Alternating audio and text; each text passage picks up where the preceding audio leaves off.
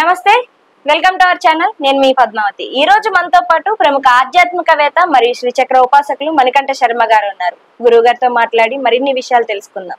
నమస్కారం గురువు గారు. పరమేశ్వరార్పణమస్తు.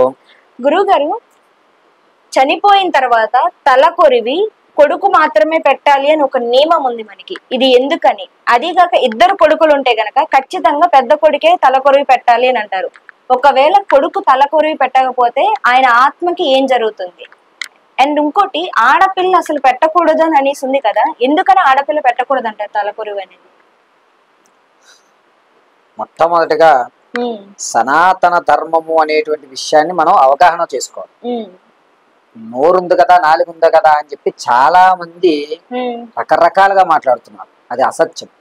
తల కొరివి అనేటువంటిది అబ్బాయిలే, అందులోనూ కొడుకులే పెట్టాలి. ఎందుకు పెట్టాలి అనేటువంటి నియమం ముందు తెలుసుకుందాం. మొట్టమొదటిగా ఏమిటంటే, పున్నమ నరకాల నుంచి రక్షించేటువంటి వాడు కొడుకు అనేటువంటి సామెత. అంటే తన తండ్రి భుజాల మీద మోసి చూపిస్తాడు. ఇప్పుడు ఒక జాతర జరుగుతుంది అనుకోండి, ఆ జాతర చూపించాలంటే తల్లి ఏం చేస్తుంది? అది మిస్ ఇండియా అయినా సరే, సాధారణ యువత అయినా సరే, పిల్లాన్ని నడుము మీద ఎక్కించుకుంటుంది. ఇలా చంకలో పెట్టి చూపిస్తుంది తల్లి. మిస్ ఇండియా అయినా సరే కొడుకుని చంకలోనే పెట్టుకుంటుంది. కానీ తండ్రి తన కనబడింది కూడా కనబడాలని భుజం మీద ఎక్కించుకు చూపిస్తాడు. తల్లి చంకలో మాత్రమే ఎత్తుకుంటుంది, తండ్రి భుజం మీద ఎక్కించుకుని చూపిస్తాడు. అటువంటి ప్రపంచాన్ని చూపించిన తండ్రికి కనీసం తలకొరువు కూడా పెట్టకపోతే ఆ జన్మ అనవసరం. కాబట్టి మనకేం కావాలన్నా సరే, బ్రహ్మ ఒక ఆయుధాన్ని ఇచ్చాడు. నీకు ఏం కావాలన్నా తక్షణం జరిగేటువంటి మహామంత్రం ఏంటంటే నాన్న. నాన్న నాకు ఫీజు కట్టు, నాన్న నాకు బుక్స్ కావాలి, నాన్న నాకు బండి కావాలి, నాన్న నాకు ఉద్యోగం కావాలి, నాన్న నేను హెయిర్ కటింగ్ చేసుకోవాలి, నాన్న నేను చెప్పులు కొనుక్కోవాలి, నాన్న నాన్న నాన్న మూలమంత్రం ఉంది. అలాంటి నాన్నకి తలకొరువి కొడుకుల చేతే పెట్టిస్తారు. ఆడవారి చేత ఎందుకు పెట్టించరు అనేది ఏంటంటే, ఇక్కడ మీరు శ్రీశైలంలో కానీ ఎక్కడైనా దేవాలయంలో కానీ చూస్తే ఆత్మ ప్రదక్షిణ చేస్తున్నప్పుడు మగవారు పూర్తిగా పడుకోండి, ఆడవారు మోకాల మీదే నమస్కారం చేయండి అని చెప్తారు. ఎందుకనంటే ఆడవారి వృక్షస్థలాలు నేలకు తగలకూడదు, భూదేవి ఆకర్షిస్తుంది. కాబట్టి చనువు పాలు అంటే పాలు తాగే పిల్లలు ఎవరన్నా ఉంటారేమో, వాళ్ళు పాలు తాగకపోతే వారి ఆకలి తీరదు అని చెప్పి భూమి ఆకర్షిస్తుంది, సముద్రం విసిరేస్తుంది. ఇది రూల్. మీరు భూమిలో ఏదైనా పాతి పెట్టుకోవచ్చు, సముద్రంలో మీరు ఏదైనా విసిరండి, మళ్ళా కెరటాల్లో బయటకు వచ్చేస్తుంది. ఇది ఆచరించి పిల్లవాడికి పాలు ఇవ్వాలి తల్లి అని చెప్పి సాష్టాంగ నమస్కారం చేసినప్పుడు మోకాల మీద చేయండి అని చెప్తారు. అంత గొప్పది. అటువంటిది ఆత్మ అనేటువంటిది బయటికి వెళుతున్నప్పుడు మీరు ఎప్పుడైనా సరే కార్యక్రమాలు చూస్తే బిడ్డ ప్రధాన ఇలా పడమరలుగా వదులుతూ నీళ్లు వదులుతారు, నీళ్లు ధారగా వదులుతారు. ఈ ధారగా వదులుతున్నప్పుడు ఆత్మ వచ్చి తాగి వెళుతుంది అని లెక్క. మీరు ఎప్పుడైనా వర్షాల్లో చూస్తే ఒక నల్ల పక్షి అలా వెళ్తూ ఉంటుంది.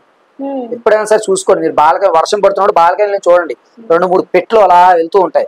పావురాలు కనపడవు, కాకులు కనపడవు, గద్దలు కనపడవు, కానీ ఒక పక్షి మాత్రం అలా వెళ్ళిపోతుంది, తాగుతుంది. అది నీళ్లు, చకోర పక్షి అంటారు దాన్ని. అది పైనుంచి కింద ఆకాశంలో నీళ్లు తాగదు, భూమి మీద నీళ్లు తాగదు, మధ్యలో ఉన్నటువంటి నీళ్లు తాగి వెళ్తుంది పక్షి అది. అలాగా ఆత్మ కూడా వదులుతున్నప్పుడు తాగి వెళ్తుందని లెక్క. అలా నీళ్లు ధారగా వదలాలి. ఎప్పుడు ధారగా వదలాలి అంటే, ఈ అపర కార్యక్రమాలు చేసినప్పుడు పైన షర్ట్ ఉండదండి, తలస్నానం చేయాలి, నీళ్లు అలా ఉడుకుతూ ఉండాలి. అంటే నీళ్లు చుక్క చుక్క పడుతూ ఉండాలి పంచిలోంచి. కార్యక్రమాలు చేస్తున్నప్పుడు నీళ్లు, తడి నీళ్లు పిండుకుని పొడి బట్ట కట్టుకుని చేయరు, తడి బట్ట మీద వచ్చి చేస్తూ ఉంటాడు.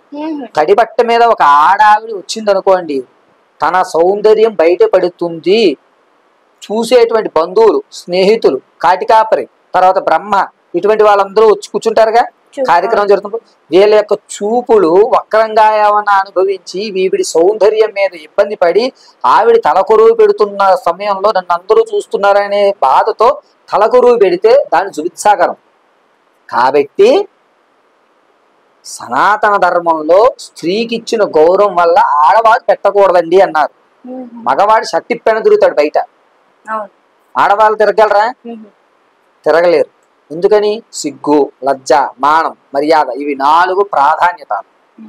కాబట్టి ఆడవారు ఇలా దారులుగా పడుతున్న నీటి నుంచి తను పిండుకోకుండా వచ్చి పెట్టడం ఒకటి. రెండోది ఏమిటంటే ఆడవారికి ప్రతి నెల కూడా రజస్వలు జరుగుతూ ఉంటాయి.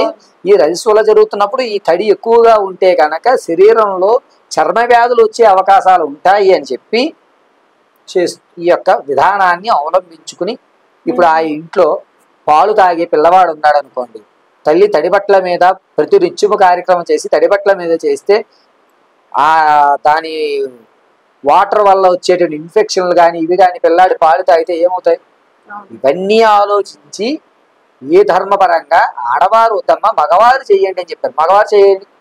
మగవారు చెయ్యండి అని చెప్తే వాళ్ళు ఎందుకు చేయకూడదు? ఆడవారు మేము అన్నింటిలో సమానం కదా. మరి మగవాడు షర్ట్ లేకుండా బయట తిరుగుతాడు, మీరు తిరుగుతారా? అసలు వెంట్రుగా షర్ట్ మొత్తం ఇప్పి తిరుగుతాడు మగవాడు, తిరగలరా విప్పుకొని? కాబట్టి ఇది మన సంస్కృతి ఇచ్చినటువంటి గౌరవం, ఆడవారికి ఇచ్చినటువంటి పెద్దపీట. అందుకే శ్రీమన్నారాయణ లక్ష్మీదేవిని హృదయంలో పెట్టుకున్నాడు, ఈశ్వరుడు అర్ధ శరీరం ఇచ్చాడు. అవి గుర్తురావు, ఇవే గుర్తొస్తాయి. పైగా అపర కార్యక్రమాల్లో చేస్తున్నప్పుడు దృష్టి అంతా కూడా కార్యక్రమం మీద పెట్టాలి.